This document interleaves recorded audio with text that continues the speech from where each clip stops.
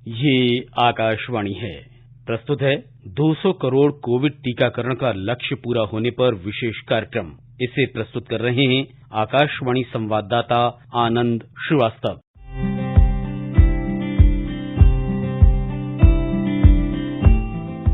आत्मनिर्भर भारत की उपलब्धि की सुनहरी तस्वीर कोविड टीकाकरण अभियान की शानदार सफलता के रूप में पूरी दुनिया ने देखी।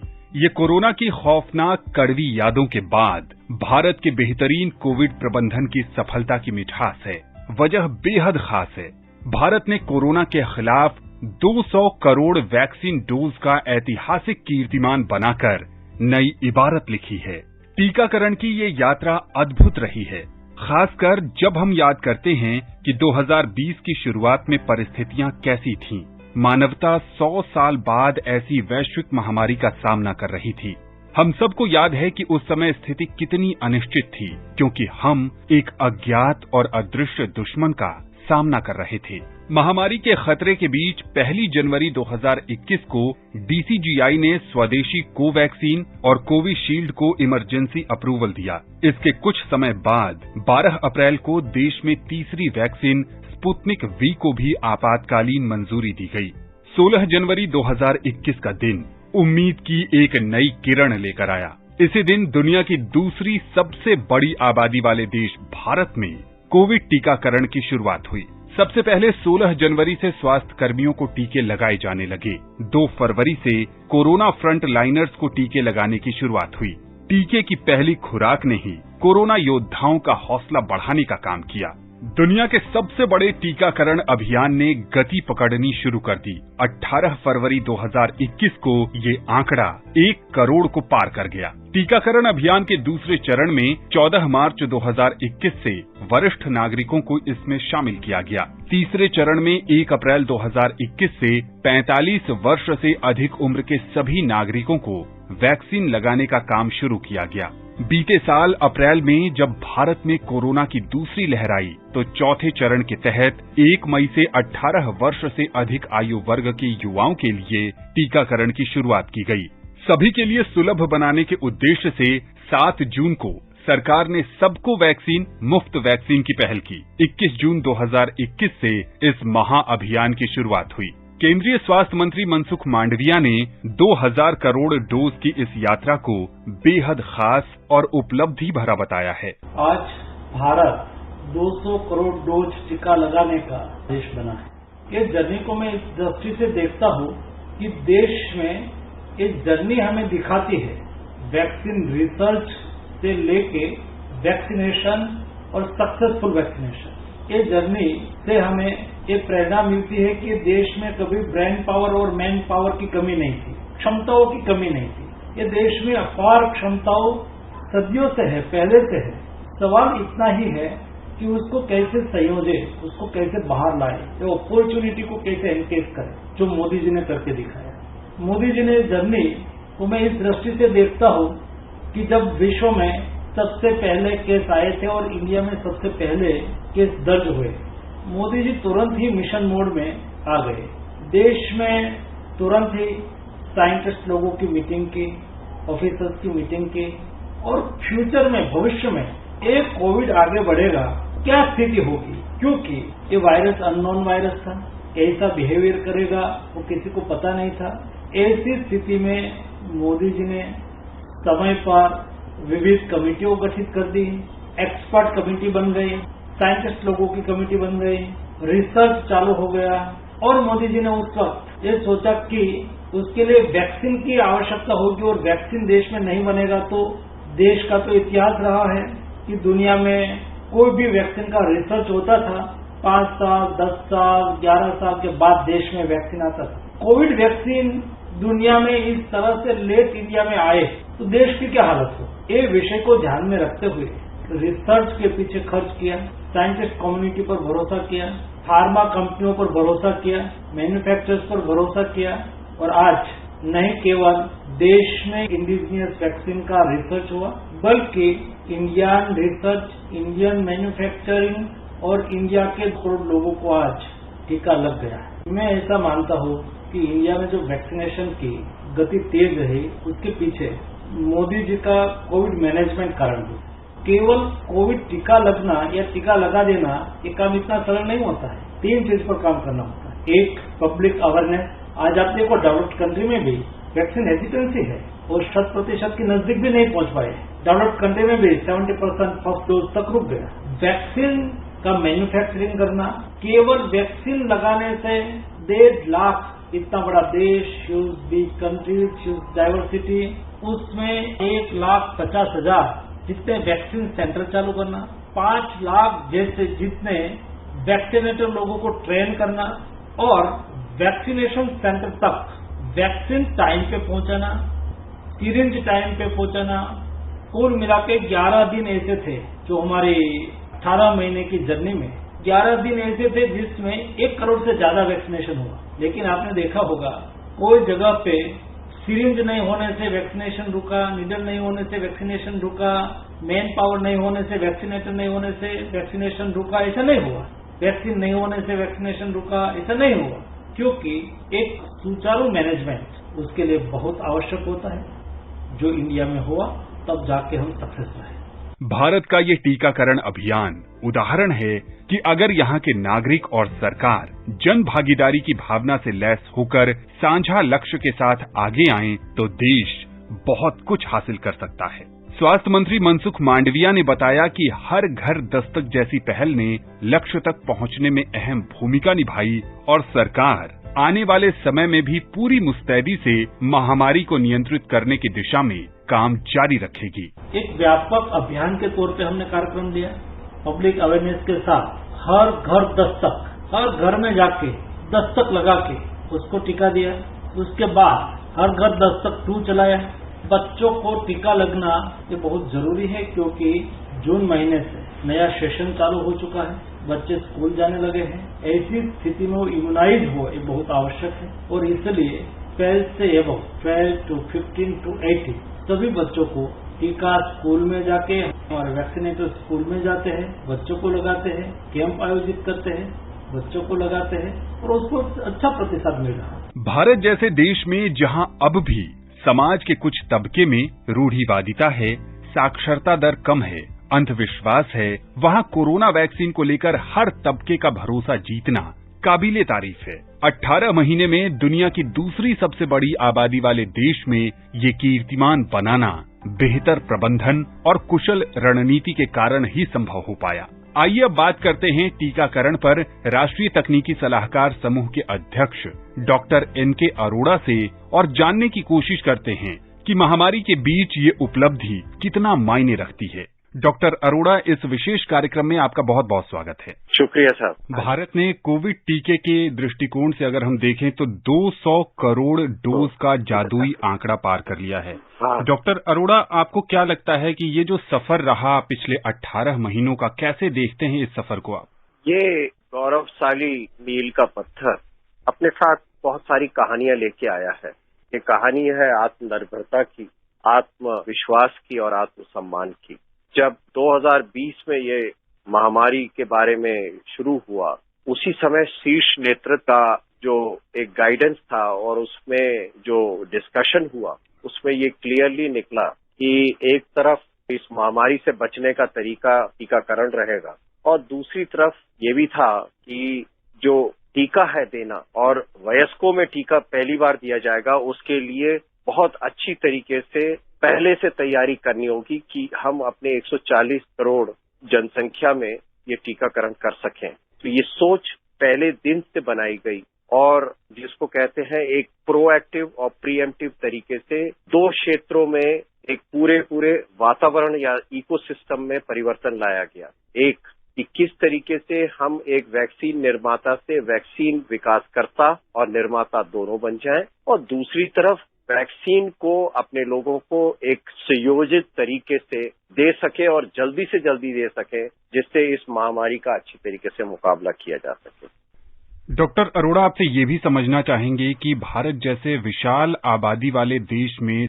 एक जो सबसे बड़ी चुनौती थी वो थी वैक्सीन हेजिटेंसी को लेकर। लोगों के मन में हिचक थी। शुरुआती दौर में अगर हम देखें तो लोगों को लगता था कि इस वैक्सीन से पता नहीं क्या हो जाएगा। कुछ लोगों को लगता था कि बांझपन की समस्या हो सकती है, भविष्य में कई गंभीर बीमारियां हो सकती हैं। कुछ के मन में ये भी सवाल था कि बहुत जल्दबाजी में वैक्सीन बनाई गई है, इसलिए इस पर भरोसा नहीं किया जा सकता। तो ये जो लोगों की हिचक थी, शंकाएं थी, इसको निवारण करने के लिए क्या कुछ किया गया और इतने सफल परिणाम, इसके पीछे क्या आप स्ट्रैटेजी देखते हैं?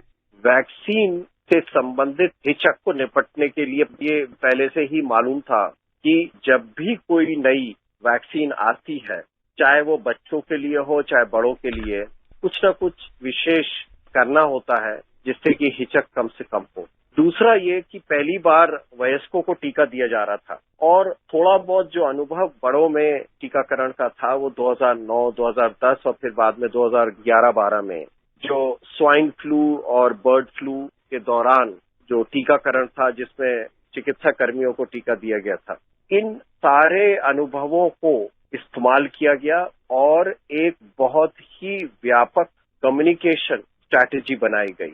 लोगों में जन जागरण की पूरी एक प्रक्रिया तैयार की गई और ये प्रक्रिया को बनाने के लिए इसके दो अंग थे। एक तो ये था कि कम्युनिकेशन कैसे किया जाएगा और दूसरा वैक्सीन सुरक्षा से संबंधित एक नेटवर्क है, उसको कैसे सुदृढ़ किया जाए कि लोगों का विश्वास जीता जा सके और उसको बनाए रखा जा सके। और ये बिल्कुल शुरू में मालूम था हमें कि जो हिचक है वो स्वास्थ्य कर्मियों से सबसे पहले आएगी और स्वास्थ्य कर्मी एक बार आश्वस्त हो जाए उसके बाद वो समस्या कम हो जाएगी। इसका मतलब एक बड़ा प्रीएम्प्टिव और प्रोएक्टिव हम लोगों की सोच थी उस समय, ये सोशल मोबिलाइजेशन से संबंधित। और ये प्रक्रिया शुरू कर दी गई थी कि जैसे ही अभी वैक्सीन को रोल आउट भी नहीं किया गया था, उससे पहले ही एक जन जागरण का अभियान शुरू किया गया जिसमें हर एक जो कॉन्स्टिट्यूएंसी थी, हर तरह के स्टेक होल्डर्स लोगों तक पहुंचने का, डायरेक्ट पहुंचने का प्रयास किया गया। जनवरी 16 से मार्च के एंड तक या अप्रैल के कुछ समय तक एक हिचक थी। उस समय कई बार कहते थे पहले तुम, कई बार जिनको उस समय टीका दिया जा रहा था वो कहता था पहले तुम लगवा लो फिर मैं लगवाऊंगा। यानी कि वो असुरक्षा की भावना या सुरक्षा के प्रति पूर्णतः आश्वस्त ना होना ये था और ये हमें लगता था कि ये एक लाजमी चीज है। प्राकृतिक तौर पे जैसे आपने बताया कि वैक्सीन इतनी तेजी से बनी थी और इसका अनुभव नहीं था, लेकिन लगातार जो मन में लोगों के शंकाएं थी उनका निवारण किया गया। जो इस एरिया क्षेत्र के जो विशेषज्ञ थे वो चाहे मीडिया में आए, चाहे अखबार में आए या डायरेक्टली लोगों से सीधा संवाद स्थापित किया, स्टूडेंट्स के साथ, टीचर्स के साथ, रिलीजियस लीडर्स के साथ, तो ये बहुत एक इंटेंसिटी के साथ किया गया। और यही कारण है कि मार्च अप्रैल आते आते जो वैक्सीन में थोड़ी बहुत हिचक थी वो वैक्सीन में उत्सुकता और वैक्सीन के लिए उत्साह में परिवर्तित हो गई। There was keenness to get the vaccine. लेकिन ये हमेशा ध्यान रखा गया कि हमें अपने वयस्क हैं उनको we are not to take them for granted. उनको लगातार अवेयरनेस करनी है और बीच बीच में कोई प्रश्न उठता है तो उसको कारपेट के नीचे नहीं डालना, उसको साफ सुथरे ढंग से पूरे पारदर्शिता के साथ लोगों के साथ बताना है। और अगर कोई साइड इफेक्ट हो रहे हैं, वैक्सीन जैसे दी जा रही थी उसके कोई साइड इफेक्ट है तो उसका जो हमारी एक राष्ट्रीय कार्य समिति है, इसी तरीके से स्टेट लेवल पे और डिस्ट्रिक्ट लेवल पे AFI कमेटी, AFI का मतलब होता है कि वैक्सीन देने के बाद अगर कुछ घटना हो उसका पूरा का पूरी जांच होनी चाहिए और बताना चाहिए। तो ये लगातार एक चलता रहा और जैसे जैसे समय बीतता गया लोगों का विश्वास और बढ़ता गया। और यही कारण है कि भारत में हम लोगों ने लगभग 97-98% वयस्कों को एक टीका कम से कम और 90% को 2 टीके लग चुके हैं। ये अद्भुत है और दुनिया में कहीं नहीं हुआ। आप ये भी देखेंगे कि सोशल मीडिया में भी जो नेगेटिव न्यूज थी वो शुरू के 2-3 महीने के बाद लगभग खत्म हो गई थी। तो कुल मिलाकर के, और वो प्रक्रिया आज भी चल रही है क्योंकि समय समय पर लोगों को विश्वास जिताना होता है। और ये खास तौर पे हमने देखा जब बच्चों के लिए वैक्सीन दी गई तो माँ बाप फिर चिंतित हुए कि बच्चों के लिए क्या ये सुरक्षित है। और उस समय विशेष एक तरीके से आंदोलन चलाया गया, अभियान चलाया गया, लोगों को बताया गया कि ये वैक्सीन बिल्कुल सुरक्षित है। मीडिया ने बहुत ही एक सकारात्मक रोल अपना निभाया है, लोगों में जन जागरण पैदा किया है और शायद पहली बार हम इतने 70-75 साल में देख रहे हैं कि स्वास्थ्य के बारे में एक जागृति पैदा करी, कोविड के बारे में, कोविड से होने वाले नुकसान के बारे में और कोविड से बचाव के क्षेत्र में, चाहे वो टीकाकरण था या कोविड उपयुक्त व्यवहार था, इन सबको। तो कुल मिलाकर मैं ये कहूंगा कि ये एक सतत प्रक्रिया है और इसमें भारत शायद पूरी दुनिया में एक चमकते हुए सितारे की तरह उभरता है, क्योंकि सभी ने, चाहे वो एक शीर्ष नेतृत्व की बात करें या आशा की बात करें, सभी ने अपने सामने जिसको टीका लगाना था, जो कोविड से ग्रस्त हो सकता था या कोविड एप्रोप्रिएट बिहेवियर करने की जरूरत थी, सबको एड्रेस किया है। डॉक्टर अरोड़ा, भारत जैसे विविधतापूर्ण देश में जहां पर्वत भी हैं, जंगल भी हैं, नदियों के पार भी गांव बसे हुए हैं, वहां जाकर लोगों को टीका लगाना और इसके साथ जब हर घर दस्तक अभियान शुरू हुआ तो लोगों के दरवाजे पर स्वास्थ्य कर्मियों ने दस्तक दी, पूछा कि आपने टीका लगाया है कि नहीं लगाया है। जो लोग अस्वस्थ थे, बेड रिडन थे, चल नहीं सकते थे, उनको घर पर जाकर टीका की व्यवस्था की गई। ये जो समग्र कार्यक्रम था, इसका कुशल कार्यान्वयन के लिए क्या स्ट्रैटेजी बनी? हमारा एक इंफ्रास्ट्रक्चर है टीका लगाने का, उस इंफ्रास्ट्रक्चर को बहुत और सुदृढ़ किया गया दो तरीके से। एक ये कि जहां जहां ये पहले हो रहे थे उनको देखा गया, साथ ही वयस्कों के लिए टीका लगाना है तो वयस्कों के लिए एक अलग प्रकार की सुविधा की गई। कुल मिलाकर के 5 लाख टीकाकरण केंद्र एस्टैब्लिश किए गए कोविड के लिए और किसी भी समय लगभग 70-80 हजार से लेकर 1 लाख तक टीकाकरण केंद्र एक्टिव थे। दूसरा कि दूर दराज के क्षेत्र में कैसे पहुंचा जाए और उसके लिए टेक्नोलॉजी यूज करी गई। ये हम लोगों को पहले से अंदाजा था कि दूर दराज के क्षेत्र में कैसे, अरुणाचल में जाना जहां पर पैदल चलना पड़ा, तो भारत उस इन्हें गिने प्रथम देशों में था जहां ड्रोन को यूज किया गया, यानी टेक्नोलॉजी को भी पूरी अच्छी तरीके से यूज किया गया। तो और फिर एक जो सबसे महत्वपूर्ण चीज हुई कि इतने सारे लोगों का प्रबंधन कैसे किया जाएगा। पहले से ही मालूम था कि कम से कम 2 टीके लगेंगे, तो 140 करोड़ लोगों का प्रबंधन कैसे होगा टीका लगने के लिए। और ये हुआ कि कोविन रजी जो प्लेटफॉर्म बनाया गया, तो एक तरफ तो टेक्नोलॉजी को यूज किया गया, दूसरी तरफ नवाचार किया गया कि किस तरीके से पहुंचा जा सके और वयस्कों की सुविधा के हिसाब से किया गया। और यही कारण था कि नवंबर 2021 में हर घर दस्तक किया गया। ये खासतौर पर उन लोगों के लिए था जो बुजुर्ग हैं, जो आ नहीं सकते और कई बार जो बिस्तर पे हैं, खासतौर पे ऐसे लोग, क्योंकि वैक्सीनेशन का सबसे ज्यादा फायदा उनको है और रहेगा हमेशा जो बीमार है, जिनको और बीमारियां हैं। हमारे देश में तीसरी लहर का कुल थोड़ा ही असर है, लेकिन क्योंकि हम करीब सारे ही वयस्क यहाँ पर उनको टीका लग चुका है और साथ में प्राकृतिक इन्फेक्शन भी हो चुका है, तो ओमिक्रॉन का दुष्प्रभाव हम नहीं देखते। डॉक्टर अरोड़ा, आपसे ये भी जानना चाहेंगे कि जो प्रिकॉशन डोज है और सरकार ने जो आजादी के अमृत कालखंड में 75 दिनों का एक कैंपेन शुरू किया है, इसे कैसे देखते हैं आप? टीका लगने के बाद समय के साथ हमारी प्रतिरोधक क्षमता में थोड़ी बहुत कमी आ जाती है और इस प्रतिरोधक क्षमता को और सुदृढ़ बनाने के लिए एहतियातन जो डोज है उसका प्रावधान किया गया है। पहले ये 9 महीने के बाद होता था प्राथमिक डोजेस के बाद, अब इसको घटा के 6 महीने कर दिया गया है। तो लगभग सारी जनता इस समय एहतियातन डोज के दायरे में आ जाती है और कोशिश की जा रही है कि करीब हर एक को घर के नजदीक और मुफ्त मिल सके। अमृत महोत्सव के अंतर्गत ये जो कार्यक्रम 75 दिन के लिए, तो उसमें मेलों में भी टीके लगेंगे, रेलवे स्टेशन पे जहां भी भीड़ भाड़ है, पूरे देश में अलग अलग सामाजिक धार्मिक जो समारोह हैं उनमें ये वैक्सीन का एहतियातन टीका दिया जा सकेगा। डॉक्टर साहब, 200 करोड़ डोज की उपलब्धि एक बहुत बड़ी उपलब्धि है।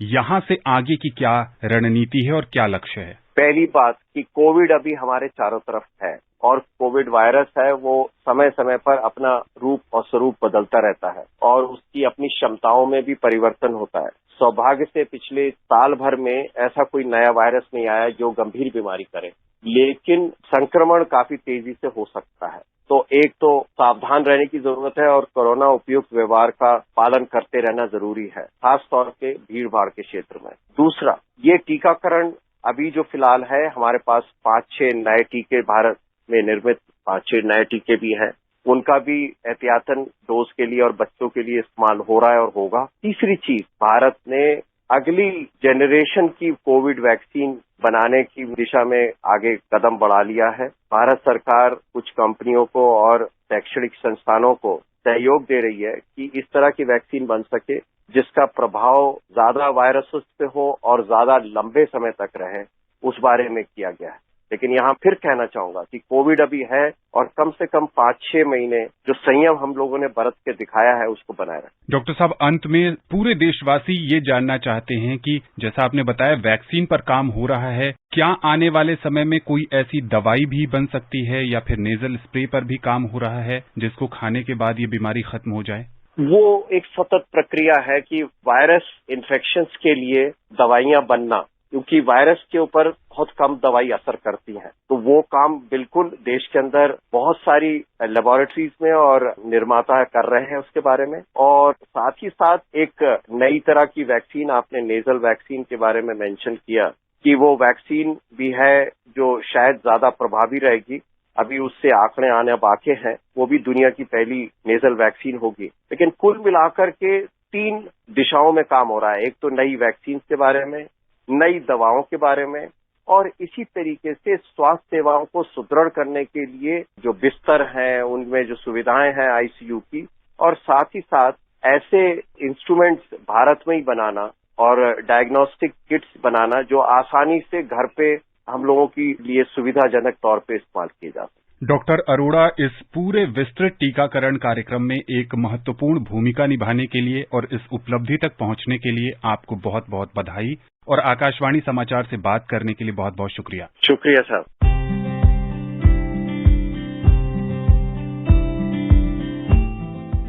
$200 करोड़ डोज के इस मकाम तक पहुंचने में लाखों कोरोना वॉरियर्स का खून पसीना लगा है। इन्हीं कोरोना वॉरियर्स का अथक प्रयास है जिन्होंने तमाम चुनौतियों को पार करते हुए देश के दूर दराज इलाकों में भी पहुंचकर इसे सफल बनाया। ये सफलता उन लाखों स्वास्थ्य कर्मियों, स्कूल शिक्षक, हिंदुस्तान के लाखों गांवों में रहने वाली आशा और आंगनवाड़ी कार्यकर्ताओं के नाम है जिन्होंने चुपचाप बिना किसी लोकप्रियता की चाहत के इस मिशन को अंजाम तक पहुंचाया। कोरोना महामारी के दौरान इन्होंने अपने आंखों के सामने साथियों की मौत देखी, लेकिन कभी हिम्मत नहीं हारी।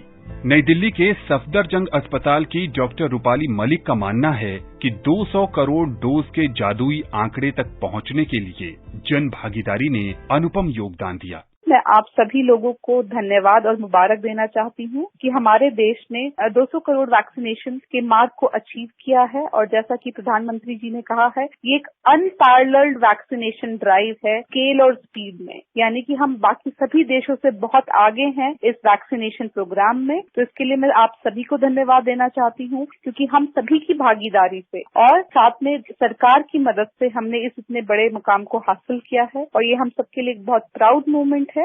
और मैं आप सभी लोगों को कहना चाहती हूँ कि सरकार ने न केवल फ्री वैक्सीनेशन प्रोवाइड की, बट हर वो पॉसिबल कोशिश की है कि जल्दी से जल्दी ज्यादा से ज्यादा लोगों तक ये वैक्सीनेशन पहुंच सके। मेड इन इंडिया वैक्सीन ने न सिर्फ टीकाकरण अभियान को नई दिशा दी, साथ ही दुनिया भर में भारत का मान भी बढ़ाया। भारत डीएनए वैक्सीन बनाने वाला दुनिया का पहला देश भी बना। वसुधैव कुटुंबकम के सिद्धांत पर भारत ने वैक्सीन मैत्री के तहत कई देशों को मुफ्त टीके उपलब्ध कराए। दुनिया भर में महामारी के बदलते स्वरूप को ध्यान में रखते हुए देशवासियों को मुफ्त में प्रिकॉशन डोज लगवाने के लिए प्रेरित करने के उद्देश्य से सरकार ने 15 जुलाई से 75 दिनों का विशेष टीकाकरण अभियान शुरू किया है। सूचना एवं प्रसारण मंत्री अनुराग ठाकुर ने देशवासियों से इसमें बढ़ चढ़कर भाग लेने और इसे सफल बनाने का आह्वान किया। 15 जुलाई से अगले 75 दिन तक देश के 18 वर्ष से ज्यादा उम्र के जितने भी नागरिक होंगे उनको बूस्टर डोज बिल्कुल मुफ्त में देने का निर्णय लिया गया है। इससे जहां एक और उनको सुरक्षा भी मिलेगी। पहले भी कुछ लोगों ने लगाया, लेकिन वो शुल्क के साथ सशुल्क लिया जाता था, प्राइवेट क्षेत्रों में भी लगता था, लेकिन इससे पहले जो मुफ्त था वो फ्रंट लाइन वर्कर्स थे, कोविड वॉरियर्स थे, या फिर 60 साल से ज्यादा के जो नागरिक थे उनके लिए था। अब इसको 18 साल से ज्यादा की उम्र वालों के लिए साफ कर दिया है कि बिल्कुल मुफ्त बूस्टर डोज अब आप लगवा सकते हो, और ये सभी सरकारी केंद्रों पर जगह जगह पर उपलब्ध होगा।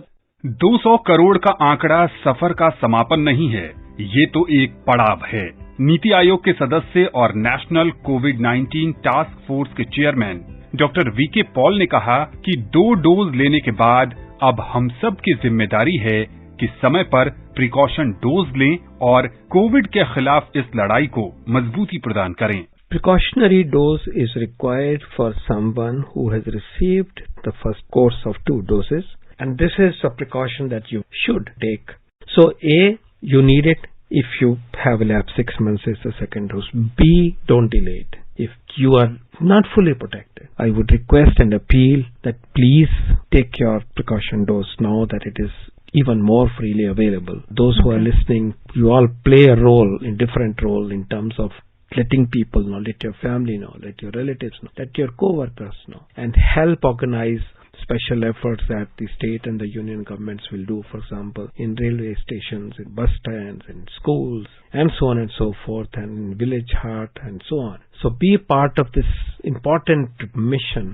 जब राष्ट्र 200 करोड़ कोविड वैक्सीन की डोज की उपलब्धि को साकार कर रहा है, तो देश भर में इसे लेकर उत्साह है। मेरा नाम डॉक्टर अमित सक्सेना और हम लखनऊ से हैं। बड़ी खुशी की बात है हम लोगों के लिए कि हम लोगों ने 200 करोड़ जो टीकाकरण का एक लक्ष्य पूरा किया है। सबसे ज्यादा हर्ष की बात यह है, इतने बड़े आंकड़े को इतने कम समय में पार करना, ये एक बहुत बड़ी उपलब्धि कही जाएगी अपने सरकार की भी। इतने अच्छे तरीके से उन्होंने कोविड को नियंत्रण किया। बड़े गर्व का विषय है कि हम लोग विश्व में अपना पूरा इस प्रकार से एक परचम लहरा पाए हैं। मेरा नाम शहजाद है। भारत सरकार ने 200 करोड़ का वैक्सीनेशन का काम पूरा कर लिया है। ये बहुत ही खुशी की बात है। दूसरे देशों की तुलना में भारत सरकार ने ये काम बहुत ही कम समय में पूरा कर लिया है, क्योंकि सरकार कोरोना के मामले में बहुत अच्छा काम कर रही है। इसके लिए मैं भारत सरकार को धन्यवाद देना चाहता हूँ। मैं यामीन सिरोड़ी लोनी, जिला गाजीपुर। इस महामारी में हमने पहली डोज ली, उससे हम काफी सुरक्षित रहे। दूसरी ली हमने डोज, तो ज्यादा सुरक्षित हो गए, हमें कोई दिक्कत नहीं थी। और हमने कल तीसरी डोज भी ली है, तो हम पूरी तरह से कोरोना की महामारी से सुरक्षित हैं। और हमारी सभी लोगों से ये अपील है कि आप सभी लोग इसमें बढ़ चढ़कर हिस्सा लें और सभी लोग तीसरी डोज लगवाएं। जी, मैं धर्मवीर गांधी दिल्ली से बोल रहा हूँ। और जैसे तीसरी डोज है तो मैं काफी हद तक सुरक्षित महसूस कर रहा हूँ और सभी को ये तीसरी डोज ले लेनी चाहिए और जिससे सावधानी रहे, सभी समाज में पूरी बनी रहे। ये मेरा सभी से अनुरोध है कि ये सभी को तीसरी डोज ले लेनी चाहिए। चिंता से आश्वासन तक की यात्रा पूरी हो चुकी है और दुनिया के सबसे बड़े टीकाकरण अभियान के बीच हमारा देश और भी मजबूत होकर उभरा है। यह कामयाबी टीम इंडिया की सफलता है। टीम इंडिया हमारे 130 करोड़ से अधिक भारतीयों की एक बड़ी टीम है। टीकाकरण अभियान ने एक बार फिर इस टीम इंडिया की ताकत दिखाई है। इस अभियान के जरिए भारत की सफलता ने पूरी दुनिया को दिखाया है कि लोकतंत्र हर उपलब्धि को हासिल कर सकता है। ये समय है अपनी उपलब्धियों पर नाज करने का।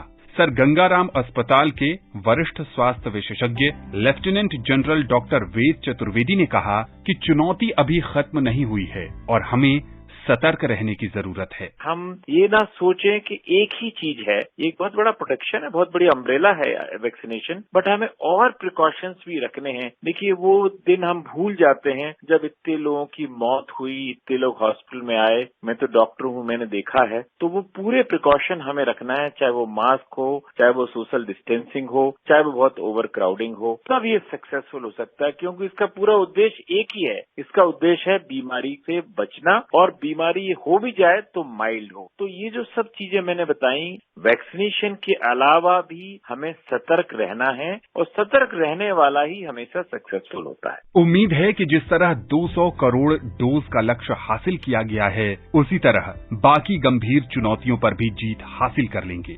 अब तक के बेहतरीन प्रयास को देखते हुए पूरा भरोसा है कि हम बहुत जल्द 100% टीकाकरण का लक्ष्य हासिल कर नया इतिहास लिखेंगे। मास्क लगाएं, सुरक्षित दूरी का पालन करें और अपने हाथ मुंह को साबुन पानी से बार बार धोते रहें। और हाँ, अगर आपने अब तक कोविड टीका नहीं लगवाया है या फिर आपके प्रिकॉशन डोज का समय आ गया है और आप ये सोच रहे हैं कि अब तो महामारी अपने ढलान पर है और इसकी क्या जरूरत है, और इसकी जरूरत नहीं है, तो ऐसी मानसिकता से बाहर निकलिए और एक जिम्मेदार नागरिक होने के नाते टीका जरूर लगवाइए। आप सबके सार्थक सहयोग और योगदान से ही कोविड पर विजय संभव है। कोरोना हारेगा, देश जीतेगा।